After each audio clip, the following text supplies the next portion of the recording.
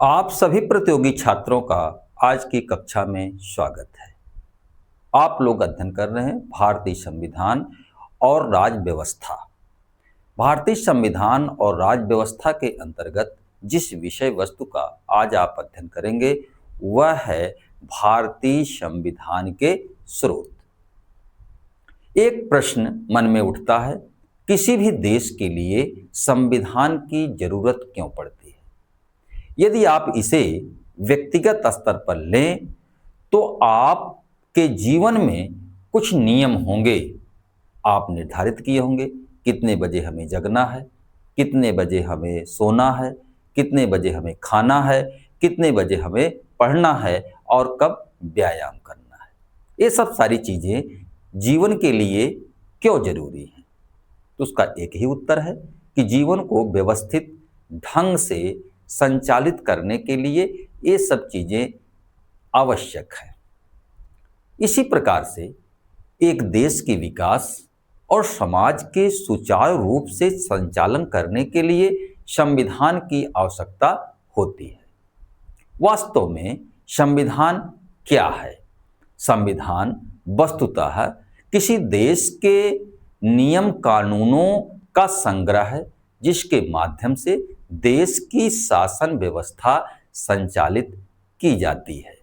तो आइए अब हम प्रारंभ करते हैं भारतीय संविधान के वे कौन कौन से स्रोत हैं जिससे भारतीय संविधान का निर्माण करते समय संविधान सभा के जो माननीय थे उन लोगों ने ग्रहण किया था।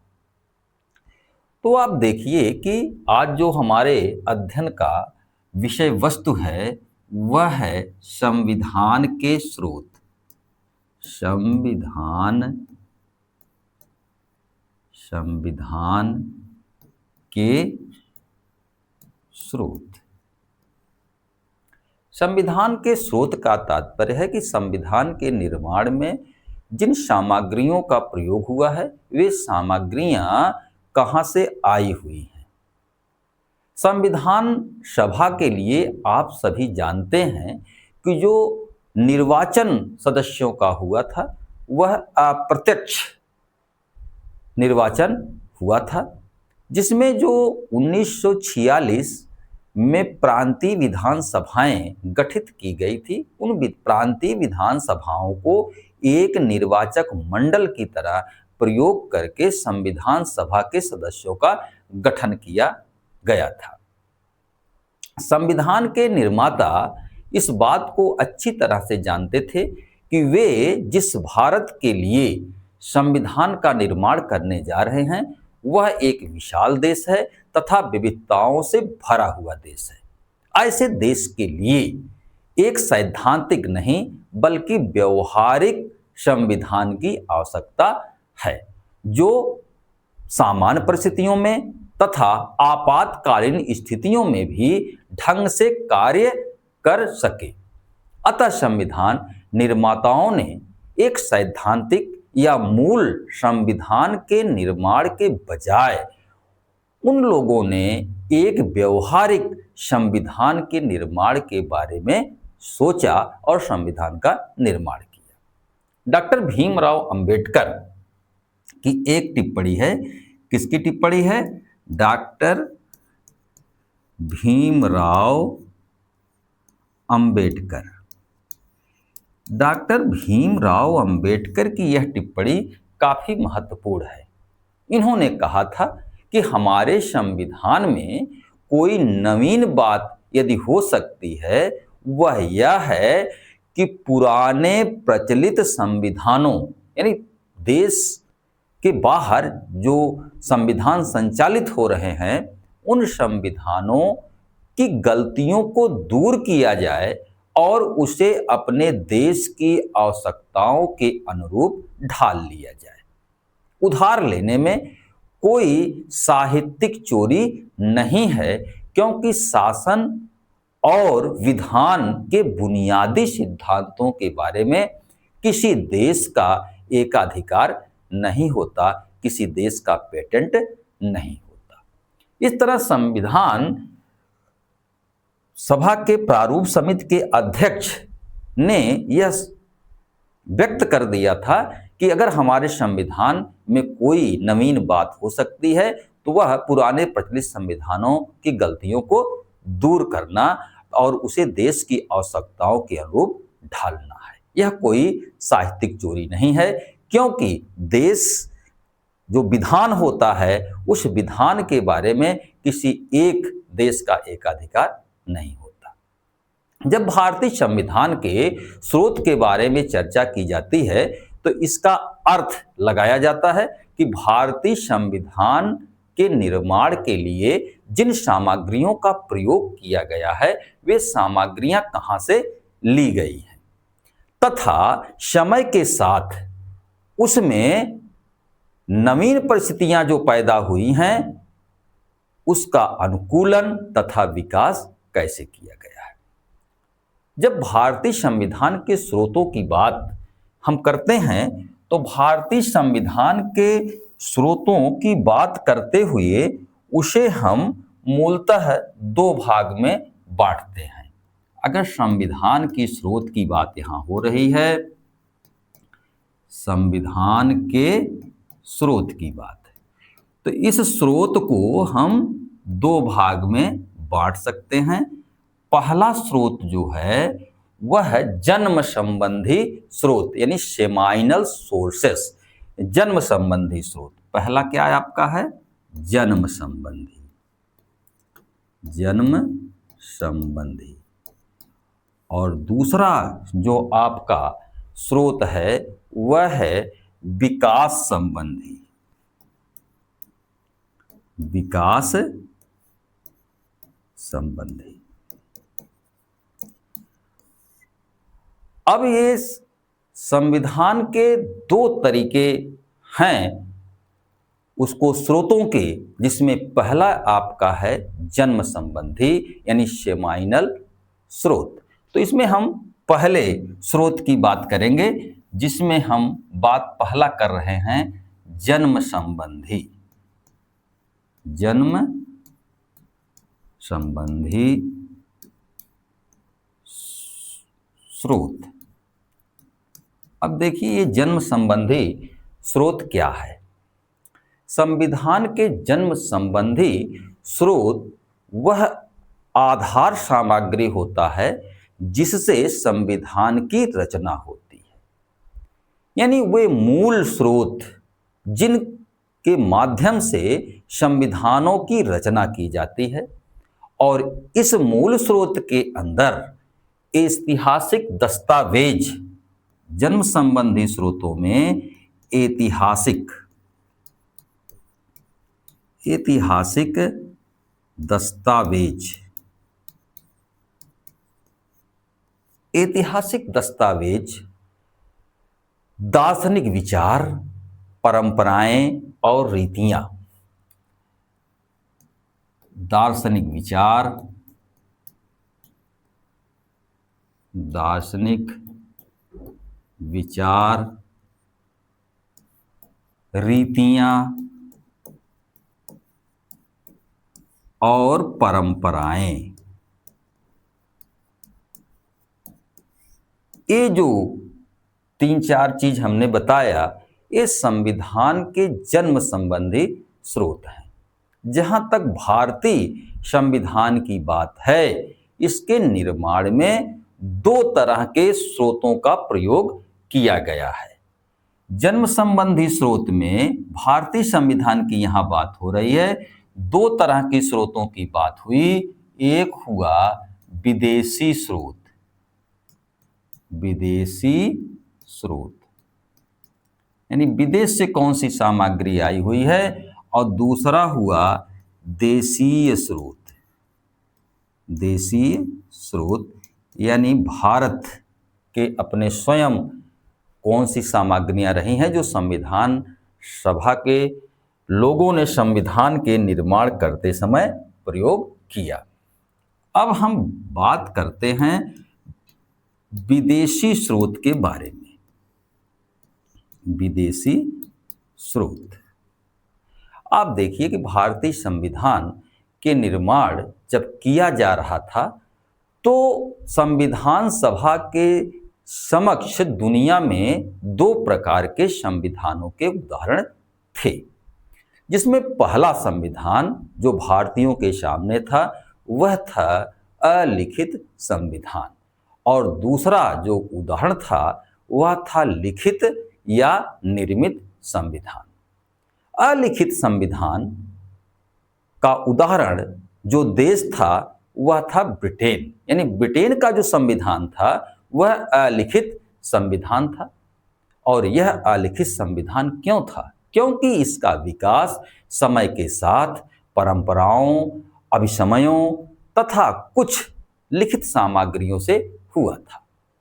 निर्मित संविधान की जब बात की जाती है तो निर्मित संविधान का उदाहरण जो भारतीयों के सामने था वह अमेरिका का संविधान था, क्योंकि अमेरिका का संविधान 1787 में फिलाडेल्फिया सम्मेलन में इकट्ठे हुए 55 प्रतिनिधियों ने तैयार किया था, जिसकी पुष्टि के बाद 4 जुलाई 1789 को अमेरिका का संविधान लागू कर दिया गया। इसके अलावा भारतीयों के समक्ष Canada, Ireland, Australia, Japan, Soviet रूस, दक्षिणी अफ्रीका, जर्मनी आदि के संविधानों के उदाहरण भी थे। इन संविधानों से भारतीय संविधान निर्माताओं ने अपनी देश की परिस्थितियों के अनुकूल जो सामग्रियां थी उन्हें प्रत्यक्ष या अप्रत्यक्ष रूप से ग्रहण किया। भारतीय संविधान निर्माताओं ने विश्व के जिन संविधानों से प्रेरणा प्राप्त की या सामग्रियों को ग्रहण किया, अब एक एक करके हम उसे देख लेते हैं कि किस देश के संविधान से कौन सी सामग्री ग्रहण की गई है। विदेशी स्रोत में जो हम पहला लेते हैं वह हम लेते हैं ब्रिटेन का संविधान।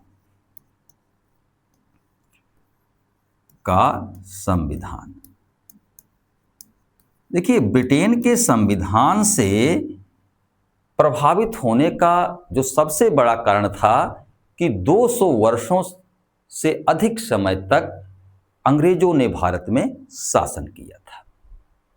यानी इसका जो प्रभाव का कारण है वह ऐतिहासिक है।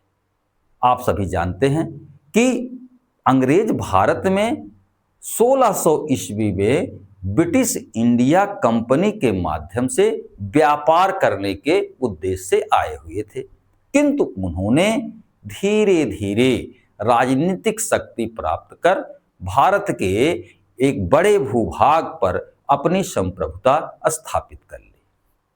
और जब वे 15 अगस्त 1947 को भारत छोड़कर जा रहे थे, इस बीच का जो समय 200 वर्षों से अधिक हो गया था।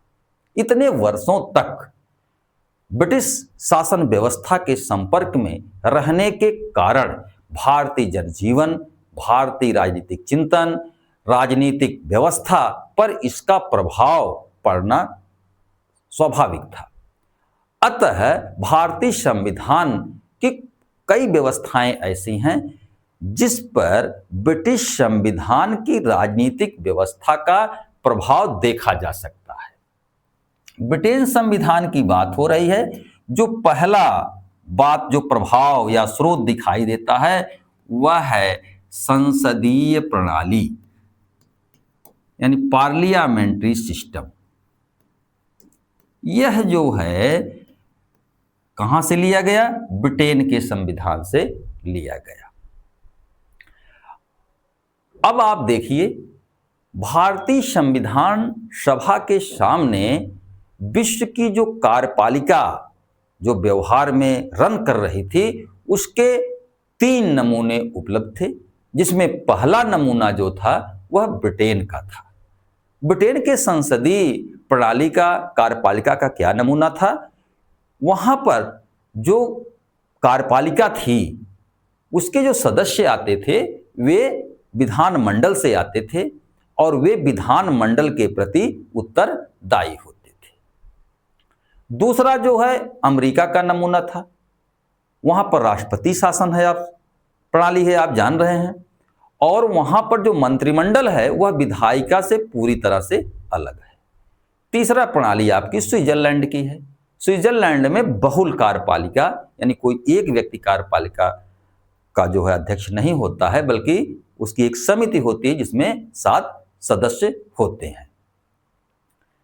ब्रिटेन की जो संसदीय प्रणाली थी, यह संसदीय प्रणाली, इसमें जो एग्जीक्यूटिव था, कार्यपालिका जो था, यह कार्यपालिका जो है यह कैसा था, नाम मात्र का था।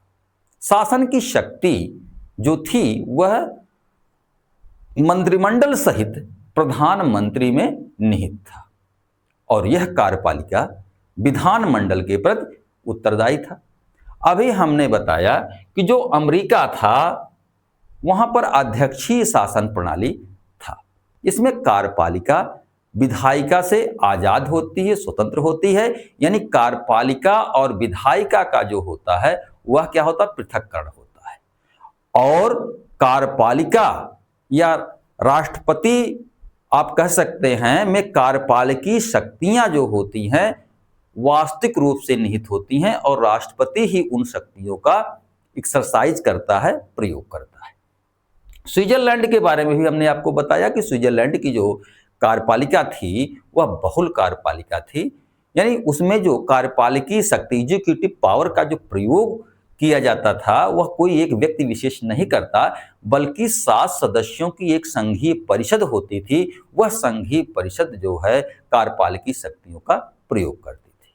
संघीय परिषद के जो सदस्य होते थे 1 वर्ष के लिए अपने में से अध्यक्ष का चुनाव करते थे, और कार्य संचालन जिससे सुचारू रूप से हो सके। परिषद के 7 सदस्यों द्वारा कोई भी निर्णय सामूहिक रूप से लिया जाता था।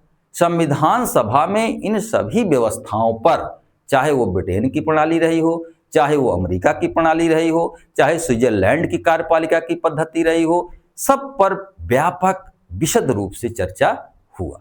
लेकिन अंततः जो निर्णय लिया गया वह निर्णय लिया गया कि ब्रिटिश संसदीय प्रणाली को जो है अपनाया जाए।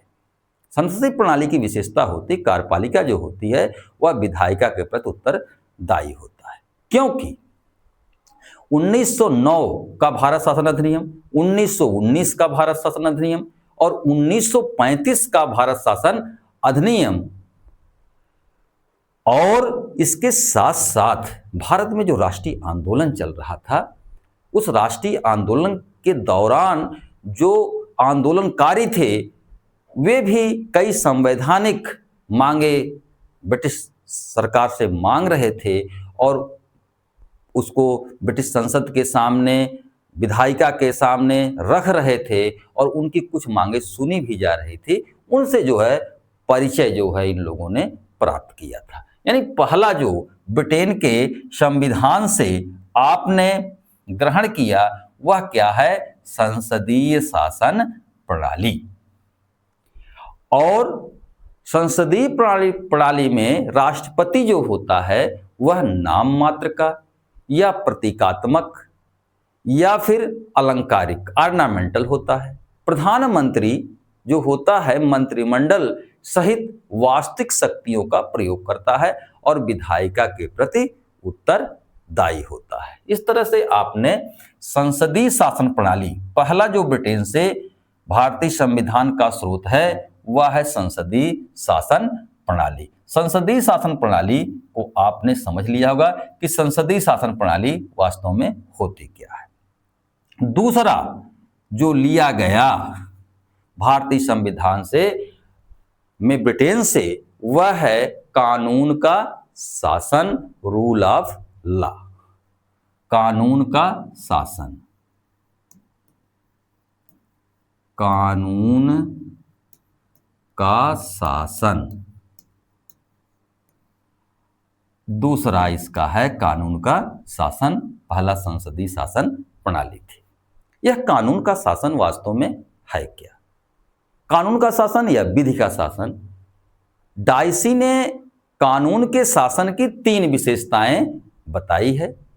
कानून के शासन में पहला जो विशेषता उन्होंने बताया है कि विधि जो होता है, कानून जो होता है, यही सर्वोच्च होता है। सर्वोच्च यानी किसी व्यक्ति विशेष या समूह विशेष या समुदाय विशेष की इच्छा सर्वोच्च नहीं होती है, बल्कि कानून की इच्छा ही जो है वह सर्वोच्च होती है। तथा दूसरा जो उन्होंने बताया कि विधि के शासन के अंतर्गत जो नागरिक उस कानून से शासित हो रहे हैं, सभी के लिए एक जैसी विधि, एक जैसी विधि और क्या, न्यायालय। अब देखिए, विधि के शासन में कोई भी व्यक्ति, चाहे वह बड़ा हो चाहे वह किसी पद पर हो, उसका जो है उसके लिए एक ही तरह का कानून होगा। ऐसा नहीं है कि बड़े लोगों के लिए अलग कानून और जो कम आर्थिक रूप से गरीब हैं, पिछड़े हैं, उनके लिए अलग कानून, या जो शक्तिशाली लोग हैं उनके लिए अलग न्यायालय और जो कमजोर हैं उनके लिए अलग न्यायालय। विधि के जो कानून का शासन है उसमें ऐसा नहीं होता है। तीसरी बात कि जो विधि का शासन होता है में व्यक्ति के अधिकारों का रक्षक होता है। व्यक्ति के अधिकारों, कानून के शासन के अंतर्गत जो है कुछ जो अधिकार व्यक्तित्व के विकास के लिए व्यक्ति के होते हैं वे आरक्षित कर दिए जाते हैं, और उन अधिकारों को जो है विधि का शासन जो होता है वह रक्षक होता है। इस तरह से विधि के शासन के अंतर्गत कानून की सर्वोच्चता होती है। पहला चीज होता है वह कानून जो होता है वह स्थिर होगा, स्पष्ट होगा, सार्वजनिक रूप से उपलब्ध होगा और सभी व्यक्तियों के समझ में आने वाला होना चाहिए। कानून के नजर में, कानून के सामने सभी लोग क्या होंगे, समान होंगे, चाहे उनकी पद स्थिति चाहे जो हो। सरकार या प्रशासन मनमाने तरीके से गैर कानूनी निर्णय नहीं कर सकती है, क्योंकि कानून को बनाए रखने और व्यक्तियों के अधिकारों की रक्षा करने के लिए एक स्वतंत्र और निष्पक्ष न्यायपालिका होती है, जिसमें जिस व्यक्ति के साथ अन्याय हुआ है वह शिकायत लेकर के न्याय प्राप्त कर सकता है। शासन के पदाधिकारी जितने भी होते हैं वे कानून के अंतर्गत यानी कानून के सीमा में ही कार्य करते हैं और कानून के प्रति ही वे लोग क्या होते हैं, जवाबदेह होते हैं। भारत में ब्रिटेन के इसी विधि के शासन को अपनाया गया है, जिसमें कानून सर्वोच्च है। भारत में प्रत्येक व्यक्ति के लिए एक जैसे ही कानून है और विधि के शासन से नागरिकों के अधिकारों की रक्षा होती है और सभी नागरिकों के लिए यहाँ पर एक जैसे कानून है। एक प्रश्न उठता है, क्या दुनिया में कोई ऐसा देश है जहां पर जो है अलग अलग कानून हैं? तो हाँ, फ्रांस एक ऐसा देश है। फ्रांस में जो है सामान्य नागरिकों के लिए अलग न्यायालय है और जो प्रशासनिक अधिकारी होते हैं उनके लिए अलग होता है। यानी फ्रांस में प्रशासनिक न्यायालय और सामान्य न्यायालय इस तरह की व्यवस्था होती है। तो आप देखिए कि यह जो व्यवस्था रही है इसको भारत में नहीं अपनाया गया, बल्कि ब्रिटेन के कानून के शासन को अपनाया गया, रूल ऑफ लॉ को अपनाया गया। अगला आप देखिए कि जो ब्रिटेन के संविधान से लिया गया है वह जो है क्या है? अगला आप देखिए, अगला जो है एकीकृत संस्थात्मक ढांचा। भारत में जो है संघात्मक शासन व्यवस्था की गई है। अतः संघात्मक व्यवस्था होने के कारण यहां पर दोहरी न्यायपालिका होनी चाहिए थी, यानी संघ स्तर के समस्याओं के निपटान के लिए अलग न्यायपालिका और राज्य संबंधी व्यवस्थाओं या कानूनों के आधार पर निर्णय करने के लिए अलग न्यायपालिका। दोहरी नौकरशाही होनी चाहिए थी और दोहरी नागरिकता होनी चाहिए थी, किंतु भारतीय संविधान के निर्माताओं ने ऐसा नहीं किया। उन्होंने ब्रिटेन से प्रेरणा लिया और ब्रिटेन से प्रेरणा लेते हुए उन्होंने एकीकृत संस्थात्मक ढांचा, यूनिफाइड इंस्टीट्यूशनल फ्रेमवर्क तैयार किया, जिसमें आप देखिए कि एकीकृत न्यायपालिका, एकीकृत न्यायपालिका, यानी यहां अमेरिका की तरह न्यायपालिका नहीं है कि केंद्र की अलग और राज्य की अलग। यहां पर एक पद सोपान के आधार पर न्यायपालिका यूनिफाइड है, एकीकृत है, जिसमें सबसे ऊपर जो है सर्वोच्च न्यायालय है, उसके नीचे उच्च न्यायालय है, जिला न्यायालय है और अधीनस्थ न्यायालय है। यहां पर आपने इस चीज को देखा कि एकल नागरिकता है, एकीकृत न्यायपालिका के साथ साथ एकल नागरिकता। एकल संघीय व्यवस्था में केंद्र की अलग नागरिकता होती है और राज्य की अलग नागरिकता होती है, जैसे कि अमेरिकी संघ में है। लेकिन भारत में जो नागरिकता प्रदान की गई है वह एकल सिटीजनशिप है, नागरिकता, यानी यहां पर आप केवल भारत के ही नागरिक हो सकते हैं, राज्य के आप नागरिक नहीं हो सकते। इन सब चीजों के साथ यानी संसदीय प्रणाली और जो संस्थात्मक ढांचा है वह एकीकृत, कानून का शासन के साथ साथ जो संसदीय विशेषाधिकार हैं, संसदीय उन्मुक्तियां हैं, संसद के सदस्यों को जो छूट दी गई है, कार्यपालिका के प्रति विधायिका का जो उत्तरदायित्व है, राज्य के प्रधान के रूप में राष्ट्रपति की जो औपचारिक स्थिति है, प्रतीकात्मक स्थिति है, साथ ही साथ कानून के निर्माण की जो प्रक्रिया है, द्विसदनीय विधानमंडल है, लोक सेवाएं हैं, सर्वोच्च न्यायालय, उच्च न्यायालय की रिट अधिकारिता,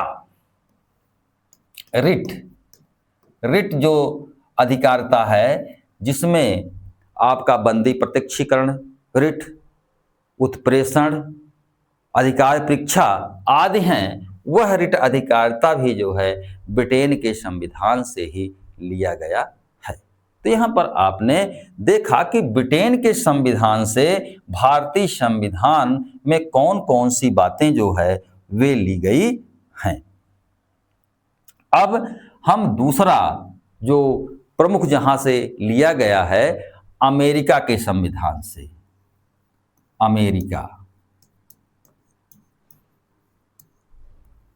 अमेरिका से कौन कौन सी बातें ली गई हैं, आप इसके बारे में भी जानें। अमेरिका के संविधान की प्रस्तावना जो है, हम संयुक्त राज्य अमेरिका के लोग एवं अमेरिका के स्वतंत्रता घोषणा पत्र जो 4 जुलाई 1776 को जारी किया गया था, इसका स्पष्ट प्रभाव संविधान की प्रस्तावना पर पड़ता है। आप देखिए, जब आप प्रस्तावना पढ़ते हैं तो प्रस्तावना में एक शब्द आता है, हम भारत के लोग, भारत के लोग। यह शब्दावली जो है यह अमेरिका के संविधान से जो है ली गई है, उसमें कहा गया है कि हम संयुक्त राज्य अमेरिका के लोग। इसके साथ साथ भारतीय संविधान में जो मौलिक अधिकारों की व्यवस्था है, क्या मौलिक अधिकार, फंडामेंटल राइट्स, जो भारतीय संविधान में अनुच्छेद 12 से लेकर के अनुच्छेद 35 तक दिए गए हैं, यह जो है अमेरिकी संविधान में जो बिल ऑफ राइट है उससे यह प्रभावित है या वहाँ से लिया गया है। इसके साथ साथ आप देखिए कि विधि का समान संरक्षण, विधि का समान संरक्षण जो ये है, विधि का समान संरक्षण, इसके साथ साथ स्वतंत्र और निष्पक्ष क्या न्यायपालिका, यह जो है अमेरिका के संविधान से लिया गया है। इसके बाद आप देखिए कि न्यायिक पुनरावलोकन, आप देखिए कि न्यायिक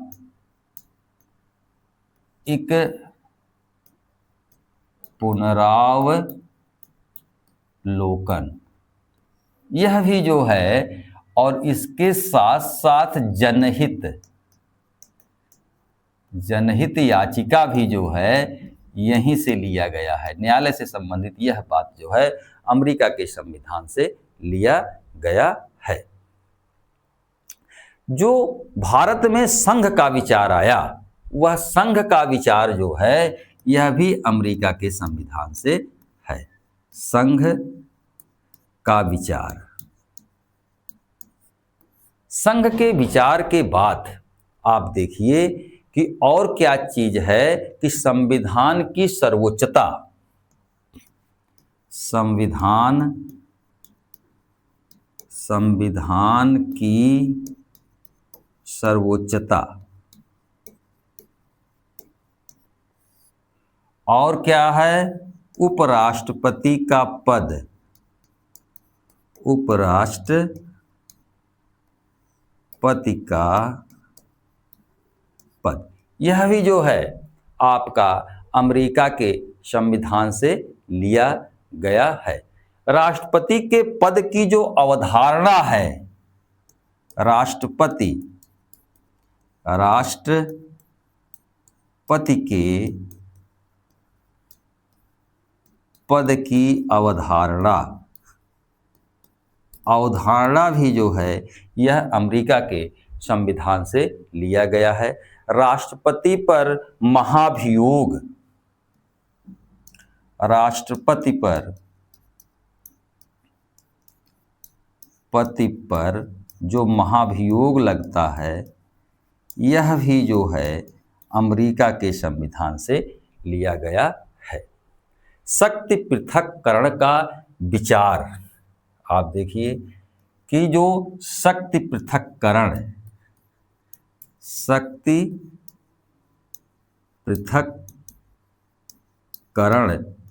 का इसका विचार जो है यह भी जो है आपका अमेरिका के संविधान से जो है लिया गया है, यह अमेरिका के संविधान से प्रभावित है। यहाँ पर एक चीज आप समझ लें कि विधि का समान संरक्षण, यह शब्दावली है क्या।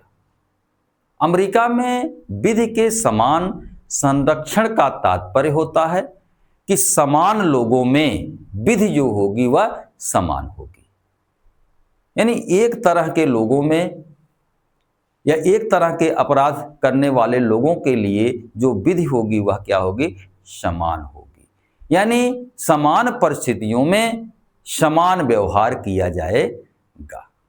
यह ब्रिटेन की जो विधि के समक्ष समानता है, जो भारतीय संविधान के अनुच्छेद 14 में लिया गया है, इससे यह अलग है।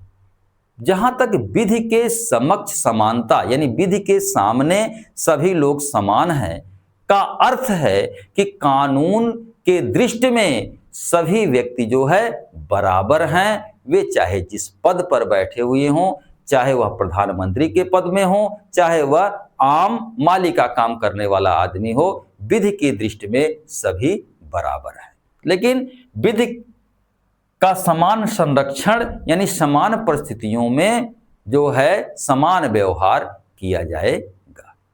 इस तरह से आपने अमेरिका के संविधान से देखा कि कितनी बातें जो है वहां से भारतीय संविधान में ली गई हैं। ये सब चीजें आपको याद रहना चाहिए। तीसरी बात जो है वह है फ्रांस के संविधान से। हम फ्रांस के संविधान की बात कर रहे हैं। फ्रांस के संविधान, यह फ्रांस का संविधान कौन सा संविधान था? वो 1946 के चौथे गणतंत्र, ये जो है था, इस संविधान का भी प्रभाव भारतीय संविधान पर पड़ा है। भारतीय संविधान की प्रस्तावना को आप पढ़े होंगे, उसमें जो है स्वतंत्रता, समानता और बंधुत्व आया है। ये देखिए फ्रांस का संविधान है। इस फ्रांस के संविधान में आपने यहां से कौन कौन सी बातें ऐसी रही हैं जो भारतीय संविधान में ग्रहण कर लिया? तो संविधान के प्रस्तावना में शब्द है, प्रस्तावना आप पढ़ेंगे, उसमें है स्वतंत्रता, स्वतंत्रता, समानता और क्या है? बंधुत्व। बंधुत्व का अर्थ होता है भाईचारा। अब आप देखिए, यह जो विचार है स्वतंत्रता, समानता और बंधुत्व का, यह विचार फ्रांसीसी क्रांति जो 1776 में हुई थी। कब हुई थी? 1776 में फ्रांस की क्रांति हुई थी। इस क्रांति से यह प्रभावित है। इसके अलावा जो फ्रांस के संविधान से भारतीय संविधान में लिया गया है वह है गणतंत्रात्मक प्रणाली यानी रिपब्लिकन सिस्टम जो है, यह कहाँ से लिया गया है? फ्रांस के संविधान से जो है लिया गया है। तो ये गणतंत्रात्मक यानी रिपब्लिक होता क्या चीज है, इसको जान ले। इस प्रणाली का अर्थ एक ऐसी शासन प्रणाली से है जिसमें राष्ट्र या राज्य का जो प्रधान या प्रमुख होता है वह किसी वंश परंपरा पर आधारित नहीं होता है, यानी वह कोई राजा महाराजा नहीं होता है, बल्कि वह आम जनता के द्वारा निर्वाचित होता है। आप भारत में देखें कि भारत एक गणतंत्र है। भारत का जो राष्ट्रपति है वह जो है जनता के द्वारा अप्रत्यक्ष रूप से 5 वर्ष के लिए निर्वाचित होता है। वह वंश परंपरा पर आधारित नहीं है। अतः जो गणतंत्रात्मक प्रणाली का जो विचार है, यह विचार फ्रांस के संविधान से भारत में लिया गया है। 2 बातें फ्रांस के संविधान से आपने देखा, एक प्रस्तावना का वो जो अंश है स्वतंत्रता, समानता और बंधुत्व, और दूसरा जो रहा गणतंत्रात्मक विचार।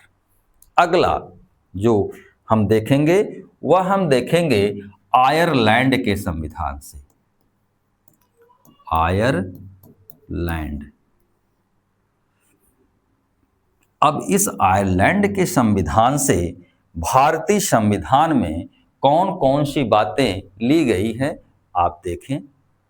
भारतीय संविधान में जो पहली बात आयरलैंड के संविधान से लिया गया है, राज्य के नीति निदेशक तत्व, नीति निदेशक तत्व। ये जो नीति निदेशक तत्व हैं ये भारतीय संविधान के भाग 4 में दिए गए हैं। ये राज्यों के लिए कुछ निर्देश हैं जो राज्य कानून के निर्माण में ध्यान रखेगा और इनके पालन के लिए, इन्हें लागू करने के लिए सकारात्मक उपाय करेगा। दूसरा जो आयरलैंड से लिया गया कि आप जानते हैं कि राष्ट्रपति का जो निर्वाचन होता है वह निर्वाचक मंडल के द्वारा होता है और उस निर्वाचक मंडल में जो सदस्य होते हैं वे राज्य विधानमंडल के सदस्य और संसद के दोनों सदनों के निर्वाचित सदस्य उसमें भाग लेते हैं। तो राष्ट्रपति के निर्वाचन के लिए जो निर्वाचक मंडल बनता है वह आयरलैंड के संविधान से लिया गया है।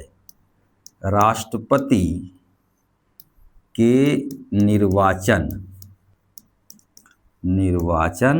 के लिए क्या? निर्वाचक मंडल यह जो है आयरलैंड के संविधान से प्रेरित है। अब आप देखिए कि आप जानते हैं कि जो भारतीय संसद है उसके 2 सदन हैं, एक है निम्न सदन, एक है उच्च सदन। उच्च सदन को आप राज्यसभा कहते हैं और राज्यसभा में राष्ट्रपति को यह अधिकार होता है कि वह 12 सदस्यों को साहित्य, विज्ञान, कला और समाज सेवा से जो है मनोनीत करे। ये जो 12 सदस्य राज्यसभा में होते हैं, जो राज्यसभा के 12 सदस्य जो साहित्य, विज्ञान, कला और समाज सेवा से संबंधित होते हैं, इनको जो मनोनीत किया जाता है, यानी मनोनीत करना, ये जो है यह आयरलैंड के संविधान से जो है ये प्रेरित है। आयरलैंड के संविधान से आप मूल 3 बातें हैं। पहला जो नीति निदेशक तत्व, दूसरा राष्ट्रपति के निर्वाचन मंडल और तीसरा जो है राष्ट्रपति के द्वारा राज्यसभा में 12 सदस्यों का मनोनयन। आयरलैंड के संविधान के बाद आप देखिए जो अगला रहा है वह है कनाडा का संविधान। कनाडा का संविधान। अब इस कनाडा के संविधान से क्या प्रेरित है? आप देखिए, इस कनाडा के संविधान में जो भारतीय संघीय संरचना है वह कनाडा के संविधान से प्रेरित है। पहला चीज जो है भारतीय संघ की संरचना, यानी भारतीय संघीय व्यवस्था का निर्माण कैसे होगा, यह कनाडा के समान है।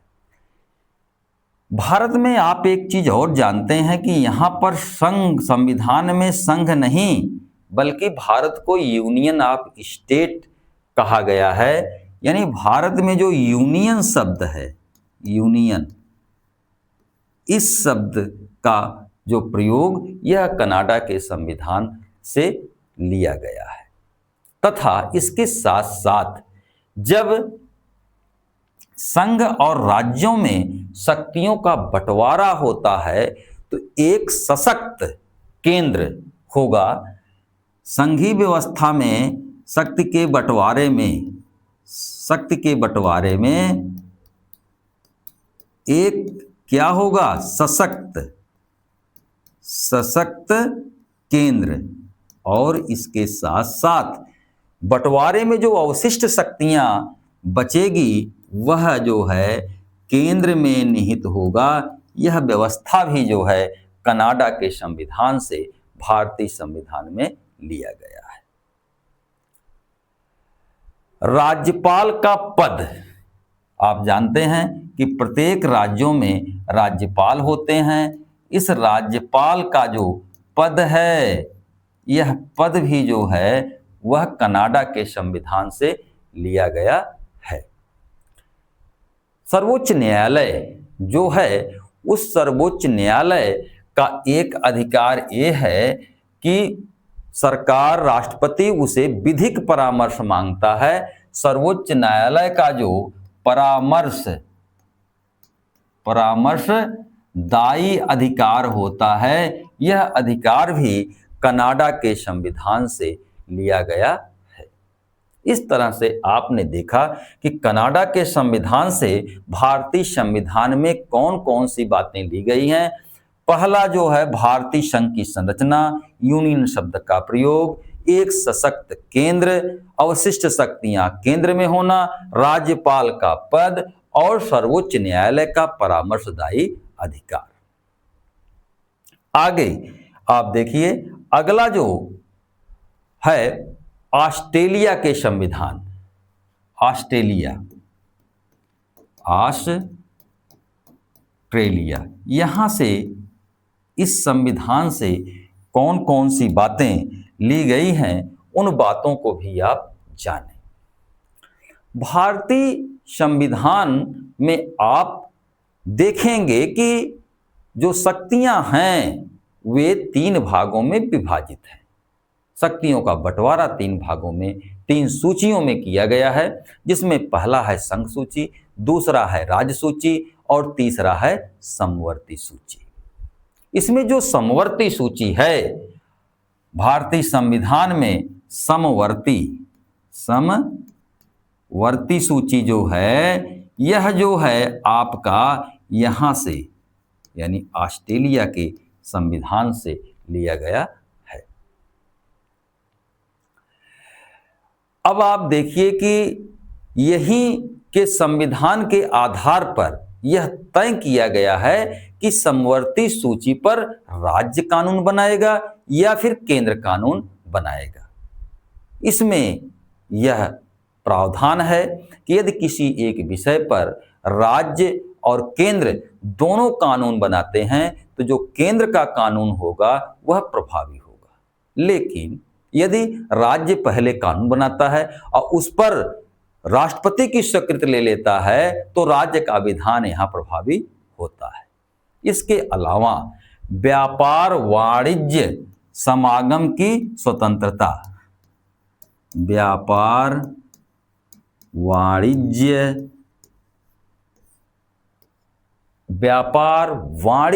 और समागम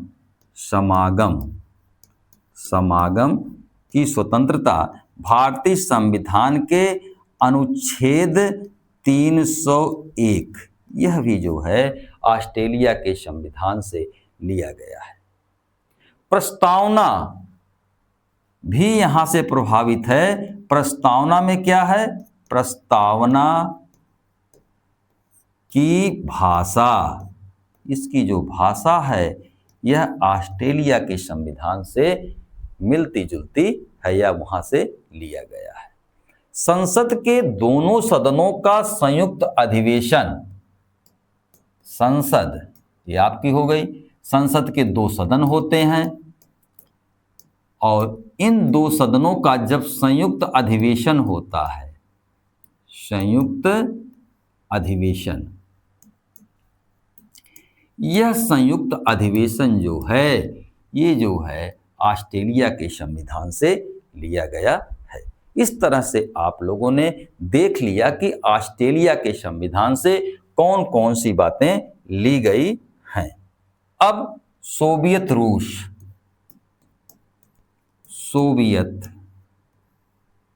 रूस से कौन कौन सी बातें भारतीय संविधान के अंतर्गत जो है ली गई हैं, इसको आप देखिए। भारतीय संविधान का भाग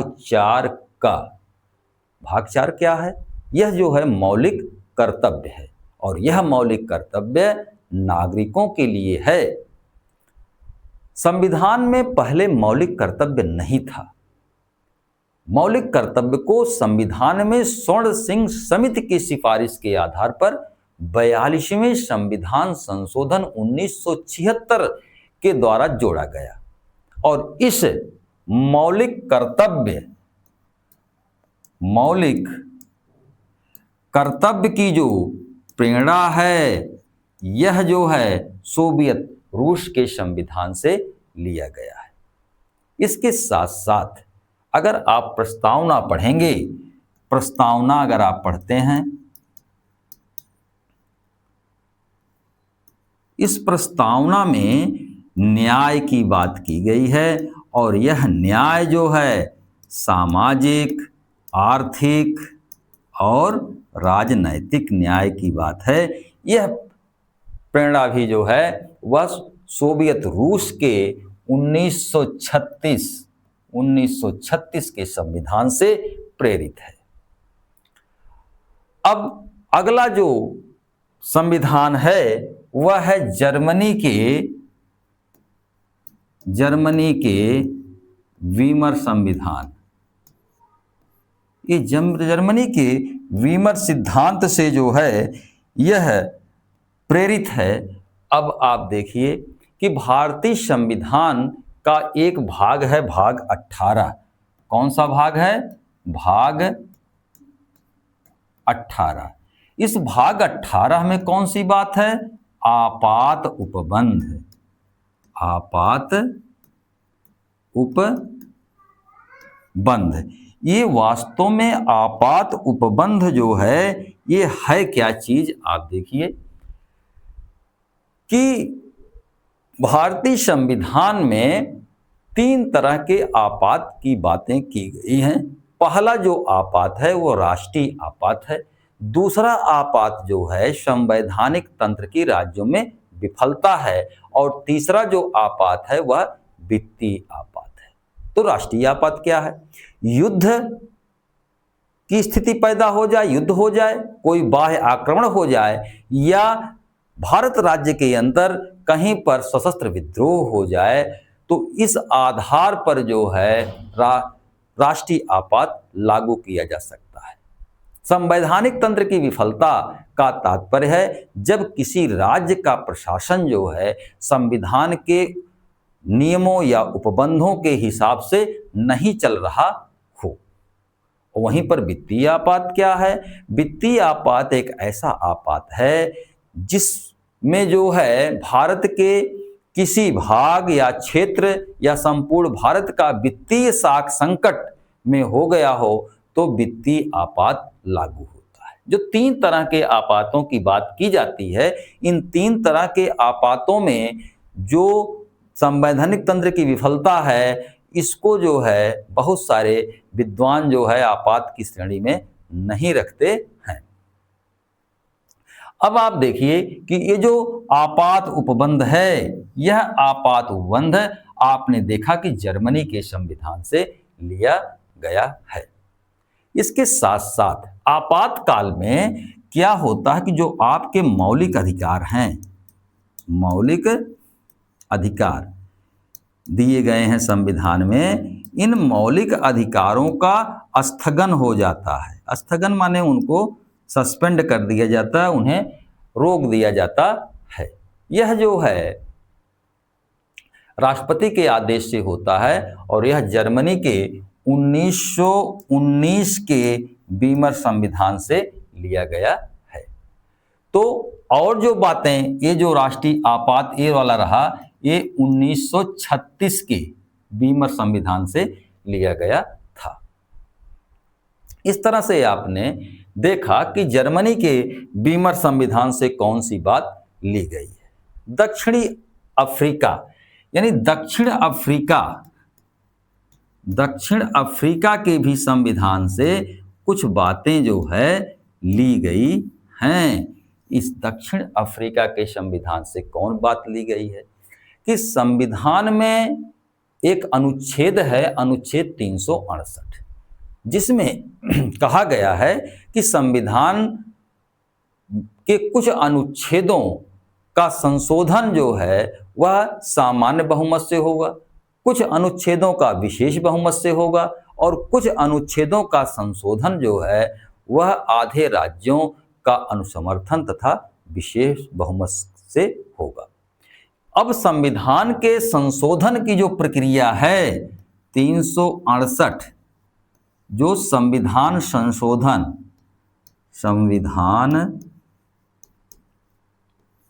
संशोधन की जो प्रक्रिया है यह प्रक्रिया कहाँ से ली गई है? दक्षिणी अफ्रीका के संविधान से लिया गया है।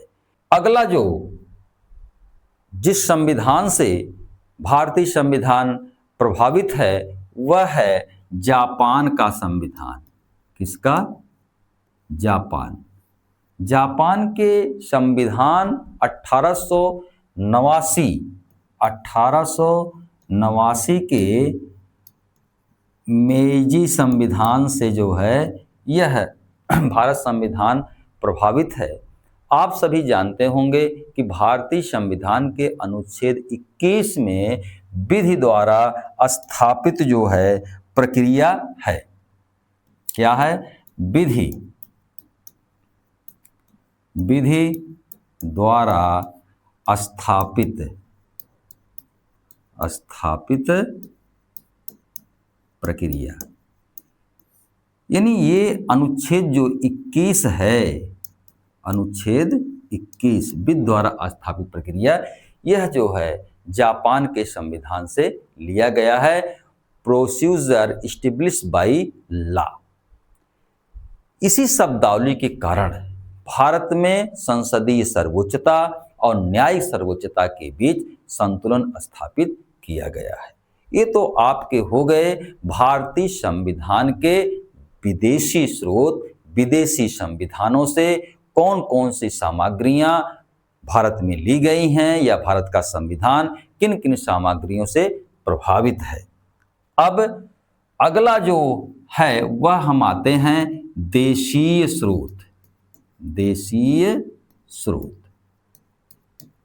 अगर हम का उसको मान लें तो एक खा है, विदेशी और देशी जन्म संबंधी स्रोतों पर। भारतीय संविधान पर न केवल विदेशी संविधानों का प्रभाव है बल्कि अंग्रेजी शासन के दौरान भारत में शासन संचालन के लिए अंग्रेजों के द्वारा विविध अधिनियम बनाए गए, जैसे 1909 का अधिनियम, 1919 का अधिनियम, 1935 का अधिनियम। इसका भी प्रभाव है। इसके अलावा राष्ट्रीय मुक्ति आंदोलन के दौरान भारतीयों द्वारा किए गए प्रयासों का भी प्रभाव है। जब हम देशी स्रोतों की बात करते हैं तो देशी स्रोतों में सबसे अधिक प्रभाव जो भारतीय संविधान पर है वह है नेहरू रिपोर्ट और क्या है 1935 का भारतीय शासन अधिनियम।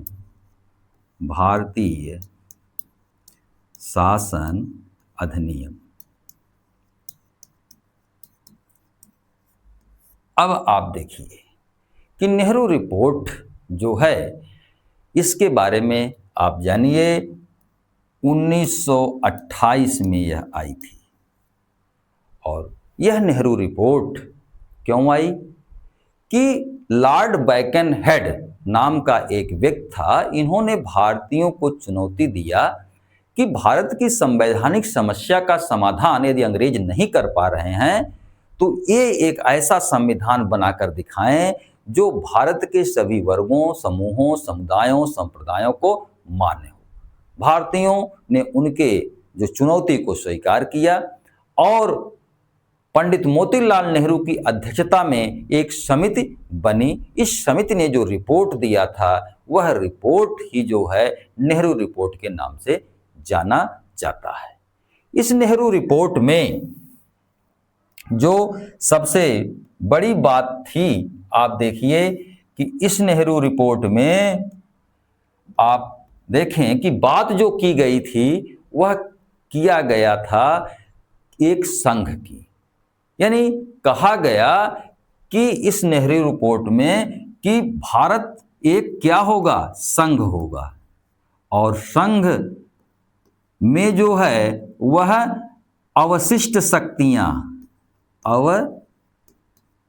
शक्तियां जो है वे संघ में सौंप दी जाएंगी।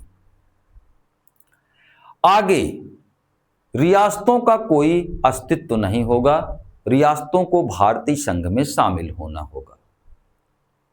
आप जब देखेंगे भारतीय संविधान को, आगे पढ़ेंगे या संवैधानिक विकास में आप पढ़ चुके हैं कि देशी रियासतें भारतीय संघ में शामिल हुई, यानी वर्तमान संविधान में ऐसा ही किया गया। यहां पर नेहरू रिपोर्ट का प्रभाव जो है वह भारतीय संविधान पर है। नेहरू रिपोर्ट में संसदीय शासन प्रणाली के अपनाने की बात कही गई थी। संसदीय प्रणाली, तो ये जो संसदीय प्रणाली की बात की गई थी, इस संसदीय प्रणाली को भी जो है भारत में अपनाया गया है। आप देख रहे होंगे कि संसदीय प्रणाली जो है वो तो ब्रिटेन के संविधान से लिया गया, तो यहां से क्यों? क्योंकि आप देखें कई बातें ऐसी हैं जो ब्रिटेन से प्रत्यक्ष अप्रत्यक्ष रूप से आई हुई हैं, और इसलिए यहां नेहरू रिपोर्ट में भी ये बात है। सांप्रदायिक निर्वाचन पद्धति,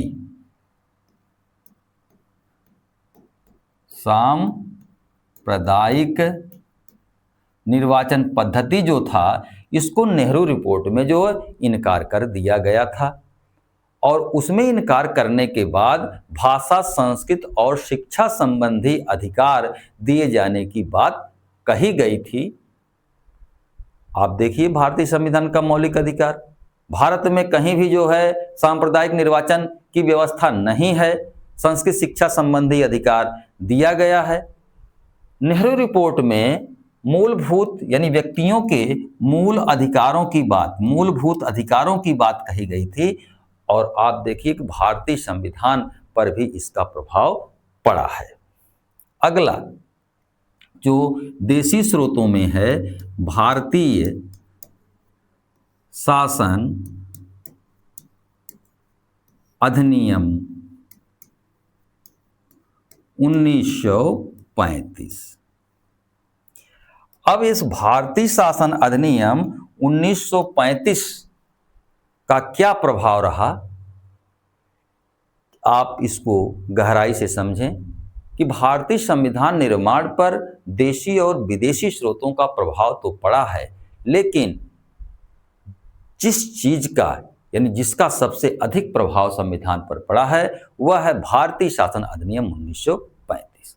इस अधिनियम से संविधान की न केवल आधारभूत योजना बल्कि महत्वपूर्ण प्रबंध, कतिपय प्रबंधों की जो भाषा है वह भी भारतीय शासन अधिनियम से ली गई है। जैसे आप देखिए इस भारतीय शासन अधिनियम में पहली बात जो ली गई है, संघ का एक प्रस्ताव जिसमें केंद्र अधिक शक्तिशाली था। संघ का प्रस्ताव और केंद्र अधिक शक्तिशाली, यह भारतीय शासन अधिनियम में यह बात था। आप देखिए इससे भारतीय संविधान प्रभावित है। और आप देखिए कि भारतीय शासन अधिनियम में केंद्र सूची और राज्य सूची, दो सूचियां बनाई गई और इसमें शक्तियों का वितरण किया गया था। भारतीय संविधान में केंद्र सूची और राज्य सूची है, शक्तियों का वितरण किया गया है, लेकिन अवशिष्ट शक्तियां जो रही हैं, जहां भारतीय शासन अधिनियम 1935 में गवर्नर जनरल ऑफ इंडिया में निहित था, वहीं पर भारत में केंद्र में निहित कर दिया गया है। और 1935 के अधिनियम में एक बात था कि केंद्र में जो है द्विसदनीय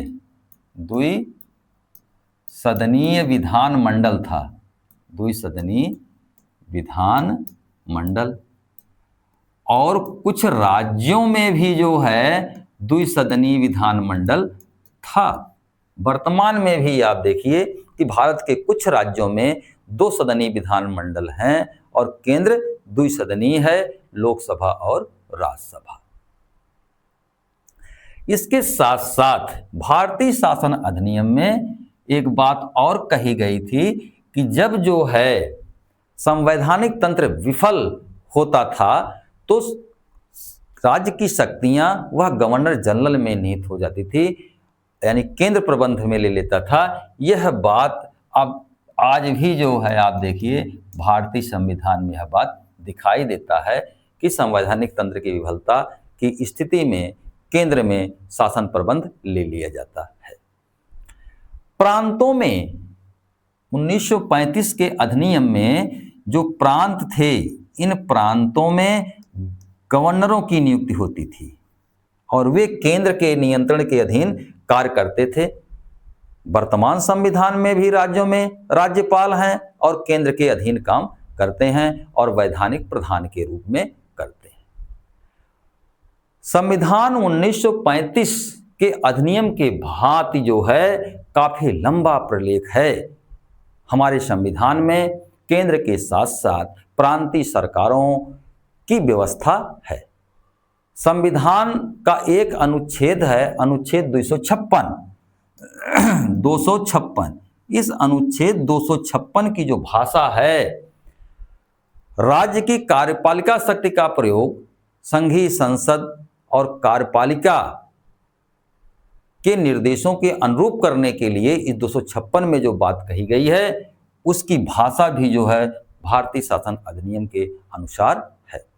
इसके साथ साथ अनुच्छेद 252 और 253 इसकी भी जो है भाषा जो है यह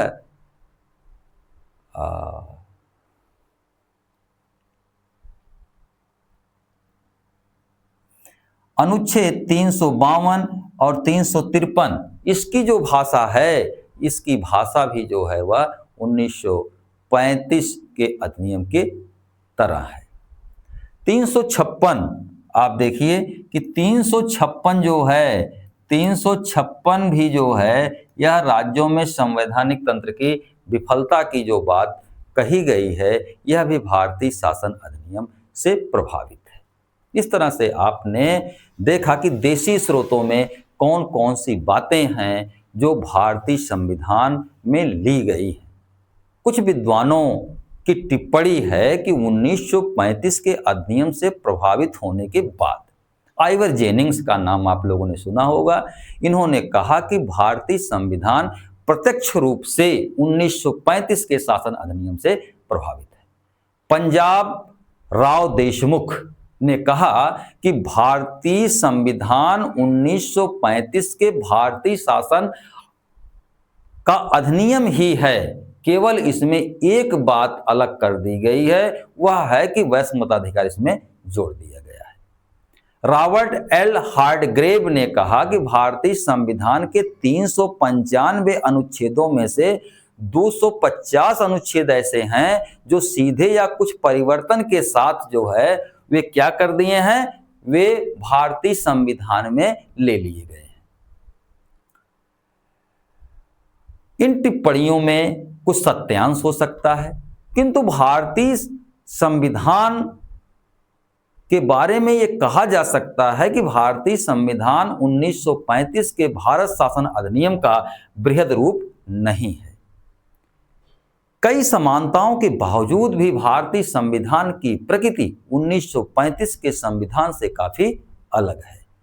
पहला कि भारतीय संविधान जो है वह भारत के लोगों के द्वारा निर्मित है, जबकि 1935 का जो अधिनियम था वो ब्रिटिश संसद के द्वारा निर्मित था। भारतीय संविधान में संशोधन जनता के प्रतिनिधियों के द्वारा किया जाता है, यानी संसद करती है, ना कि कोई बाहरी शक्ति। वहीं पर 1935 के शासन अधिनियम पे ब्रिटिश संसद संशोधन करती थी। 1935 शासन अधिनियम के विपरीत भारतीय संविधान में नागरिकों को मौलिक अधिकार और राज्यों के नीति निर्देशक तत्वों की व्यवस्था की गई है। 1935 के अधिनियम में जो मतदाता थे वे सीमित थे, सीमित मताधिकार था। कुछ अलग संप्रदायों के लोग थे, कुछ अतिरिक्त शक्तियां धारण करते थे, कहीं संपत्ति की प्रधानता थी। लेकिन भारतीय संविधान में बिना भेदभाव के संयुक्त निर्वाचन प्रणाली अपनाई गई है, यानी सार्वभौम वैश्व मताधिकार की बात भारतीय संविधान में किया गया है। भारतीय शासन अधिनियम में जब शक्तियों का बंटवारा हो रहा था तो उसमें जो अवशिष्ट शक्तियां थी वो गवर्नर जनरल में निहित कर दी गई, लेकिन भारतीय संविधान में यह केंद्र में निहित है। संविधान के तहत एक सर्वोच्च न्यायालय की व्यवस्था की गई है और इस सर्वोच्च न्यायालय जो है यह अंतिम अपीलीय न्यायालय है। लेकिन 1935 के अधिनियम में जिस संघीय न्यायालय की व्यवस्था की गई थी वो सर्वोच्च अपीलीय न्यायालय नहीं था, बल्कि उसके खिलाफ ब्रिटेन की प्रिवी काउंसिल में जाया जा सकता था। इस तरह हम कह सकते हैं कि भारतीय संविधान जो है वह 1935 के शासन अधिनियम का जो है पूरी तरह से नकल नहीं है। कई आलोचक तो भारतीय संविधान को भानुमति का पिटारा, उधार का थैला और इसके साथ साथ कहते हैं कि खिचड़ी, किंतु यह कथन ठीक नहीं है। भारतीय संविधान एक व्यवहारिक संविधान है, भारतीय जनमानस के अनुकूल है। ग्रेमिल ऑस्टिन ने कहा कि भारतीय संविधान में परिवर्तन के साथ साथ चयन की कला को अपनाया गया है, इसे भारतीय संविधान का गुण कहा जा सकता है। जब भारतीय संविधान का निर्माण हो रहा था तो उस समय तक संवैधानिक सिद्धांत जो रहे हैं वे काफी स्थिर हो चुके थे, उनका पर्याप्त मात्रा में विकास हो चुका था और उनका प्रयोग और परीक्षण भी हो चुका था। अनेक देशों ने संविधान बनाया था और वे संविधान संचालित हो रहे थे। ऐसी स्थिति में किसी नए संवैधानिक सिद्धांत की रचना करना, उस पर प्रयोग करना, फिर उसे सुधार करना किसी भी दृष्टिकोण से उचित नहीं था। इन सब बातों के बाद डॉक्टर अंबेडकर का कहना यह उचित ही था कि संविधान के जो मौलिक सिद्धांत होते हैं उन पर किसी का स्वत्वाधिकार नहीं होता है। इस तरह से भारतीय संविधान के दो स्रोतों को आपने देखा। जो पहला जन्म संबंधी स्रोत रहा उसमें पहला को आपने देखा कि वह विदेशी स्रोत और दूसरा देशी स्रोत, यानी क विदेशी स्रोत ख देशी स्रोत। अब हम चलते हैं भारतीय संविधान के विकास संबंधी स्रोत। विकास संबंधी स्रोत, भाई ये विकास संबंधी स्रोत क्या है? जब संविधान लागू हुआ तब से अब तक परिस्थितियां पर्याप्त बदल गई हैं और संविधान में बहुत सारे अनुच्छेद जोड़े गए हैं, बहुत सारे न्यायालयों के निर्णय आए हैं, यानी संविधान स्थिर और अपरिवर्तनशील नहीं होते, बल्कि समय के साथ बदलती जन आकांक्षाओं और राष्ट्रीय हितों के फलस्वरूप उसमें परिवर्तन और परिवर्धन होता रहता है। भारतीय संविधान 26 जनवरी 1950 को लागू हुआ। तब से अब तक 75 वर्ष से अधिक का समय बीत चुका है। संविधान का जो स्वरूप तब था वह स्वरूप आज संविधान का नहीं है, उसमें परिवर्तन हो गए हैं और इन परिवर्तनों के 5 आधार हैं। पहला क्या है कि संविधियां, नियम, विनियम, अध्यादेश, यानी statute, rule, regulation and ordinance. दूसरा जो कारण रहा है अभिसमय और परंपराएं, जिसको कन्वेंशंस कहा जाता है। संवैधानिक संशोधन तीसरा है, कॉन्स्टिट्यूशनल अमेंडमेंट चौथा है, न्यायिक पुनरावलोकन और न्यायालयों के निर्णय यानी judicial review and judicial decisions और संवैधानिक टीकाएं और संविधान विशेषज्ञों के विचार यानी commentaries on the constitution and ideas propound by constitutional experts. तो पहले नंबर पर हम आते हैं संविधियां, नियम, विनियम, अध्यादेश। विकास संबंधी स्रोतों में जो पहला आपका है वह है, आप देखिए, संविधियां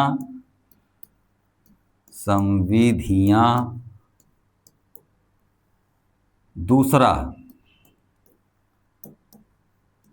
नियम, तीसरा आपका जो है वह विनियम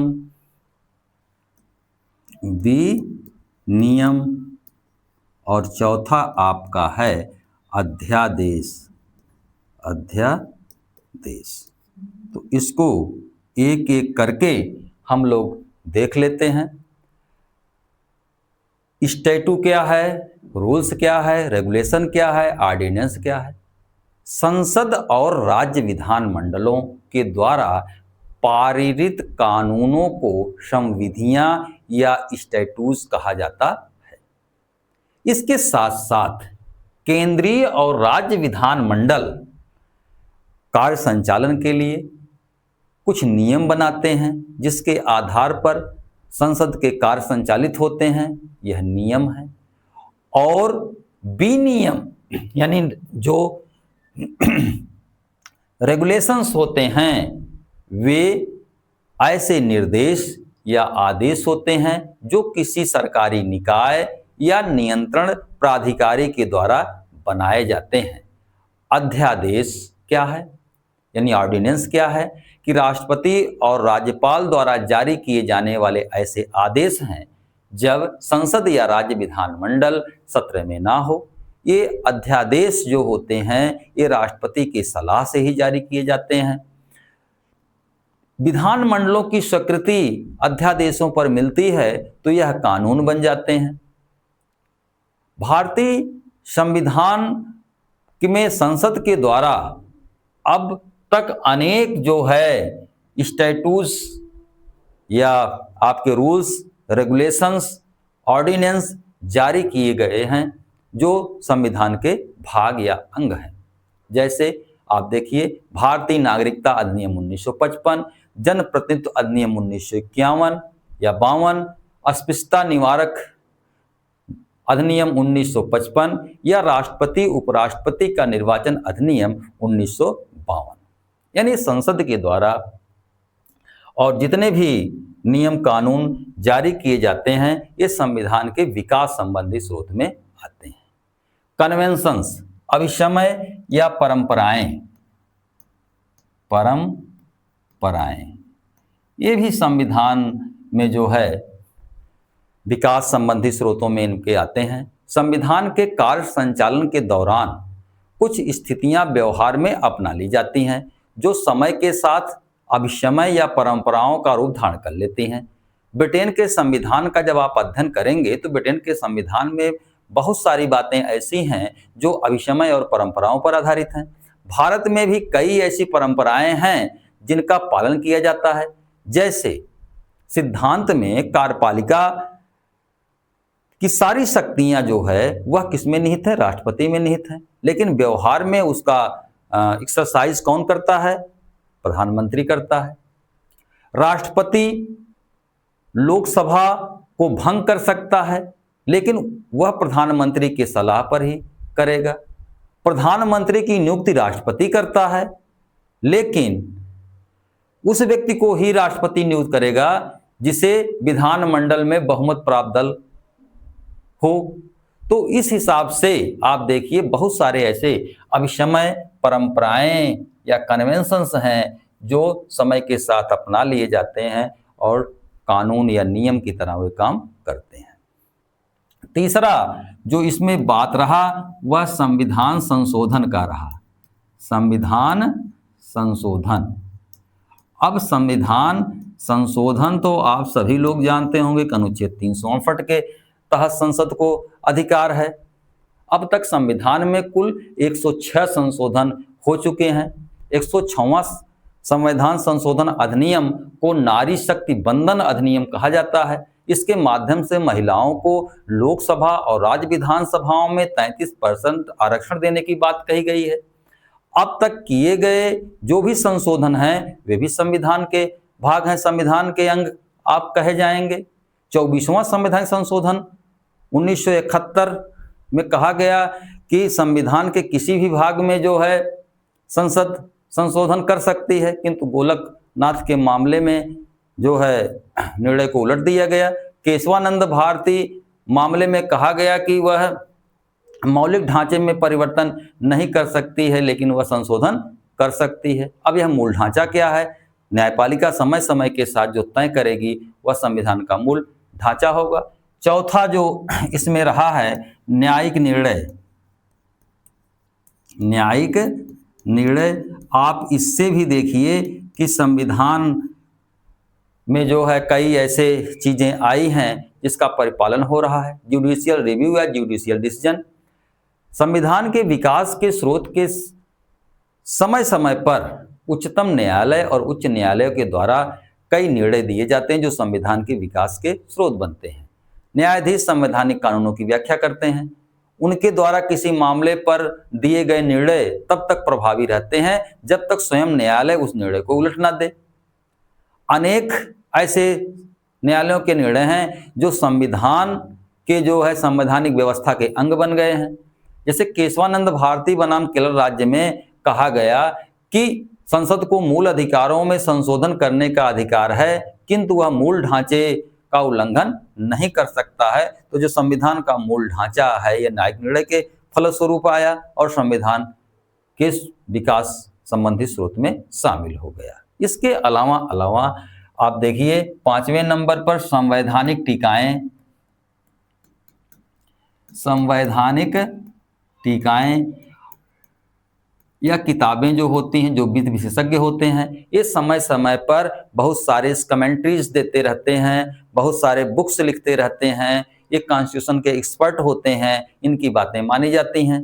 संविधान के विकासवादी स्रोत में आप देखिए संवैधानिक टीकाएं, संविधान विशेषज्ञों के विचार आदि आते हैं। जैसे दुर्गादास बसु की एक पुस्तक है commentary on the constitution of the India, Alexandrowicz का है constitutional development in India, Gledhill का है the republic of India, Jennings का है some characteristics of the constitution of the India, Kaul एवं सकधर की पुस्तक है practice and procedure of parliament, Dicey का आप देखिए लॉ ऑफ कॉन्स्टिट्यूशन, मेय का है पार्लियामेंट्री प्रैक्टिस। ये प्रमुख टीकाएं हैं। इसके अलावा बहुत सारे संविधान विशेषज्ञ, विधि विशेषज्ञ होते हैं जिनके राय भी काफी संविधान के विकास में सहायता करते हैं। जैसे NN पालिकीवाला, NN शीतल राय, नीरेन डे, लक्ष्मीमल सिंघवी, CK दफ्तरी आज द्वारा समय समय पर महत्वपूर्ण विचार व्यक्त किए जाते हैं जो एक उनकी राय को काफी मान्यता दी जाती है। तो ये समस्त चीजें संविधान के विकास के स्रोत रहे। इस तरह से आपने देखा कि भारतीय संविधान के निर्माण के स्रोत को हमने दो भागों में बांटा। एक जन्म संबंधी स्रोत, बर्थ संबंधी, दूसरा जो है डेवलपमेंटल यानी विकास संबंधी। जन्म स्रोतों में हमने विदेशी स्रोत को बताया और फिर हमने आपको देशी स्रोतों के बारे में बताया। और जो विकास के स्रोत रहे हैं उसमें आपने देखा कि संविधियां, नियम, विनियम, अध्यादेश, संवैधानिक टीकाएं, परंपराएं, संविधान संशोधन और न्यायिक निर्णय, ये सारे जो है संविधान के विकासवादी स्रोत के अंतर्गत आते हैं। इस प्रकार से भारतीय संविधान आर्थिक न्याय और सामाजिक न्याय की दिशा में निरंतर प्रगति कर रहा है और आगे प्रगति करता रहेगा। धन्यवाद।